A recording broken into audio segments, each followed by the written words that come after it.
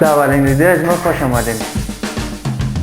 یوتیوبری کار آسانیه. اگر هستم ما خیلی دلک بودیم زو خاطر تقریبا 2 سال را این سپاته کردیم. بعد از مدت‌های مدید و پلاندازی‌های شدید ما آقای استاد اندروالیم امروز صبح وقت از خواب بال شدی و تصمیم گرفتی اولین ویدیو یوتیوب را جور کنیم. یالم کامرا رو بستک ده که بخیر یوتیوبرهای موفق و خاص شدیم. علیگو داول ویدیو میگیم کانال را لایک و سابسکرایب کن، ویدیو را خوب و میت کامنت های قشنگ در زیرش بلین تا ما انگیزه بگیری و در ادامه ویدیو بخیر جزئیات بیشتر را شما خواهید دید.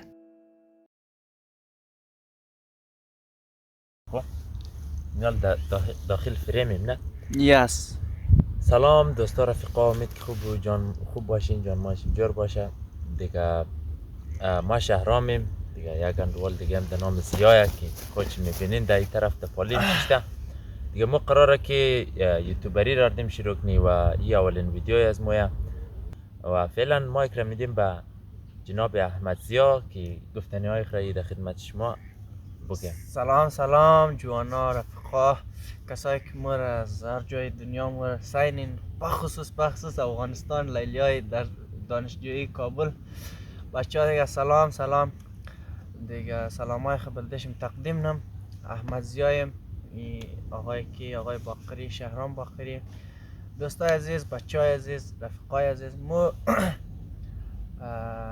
امی کانال را امروز دل از ما ویدیو که بلدش میگیری هدف از ما در کل امیه که بسیم اول بلده خودگانم یک تجربهش نه، دوم بلده از خودگانم وقتی خالیخ را به جای صرف نکنی، دوم امیه که خاطره کلن امی روب لواب گب امیه که ما میخواستی اصلیشم خاطرات های زندگی دوران دانشجویی را ثبت کنی.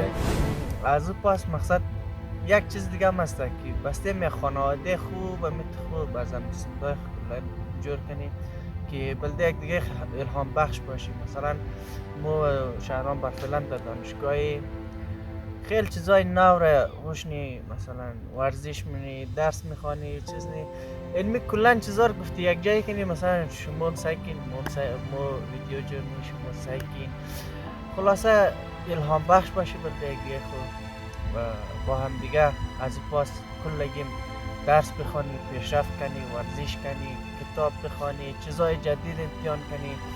خلاصه خانواده خوشحال در کنار دیگه در یوتیوب کانال ما شما جور کنیم.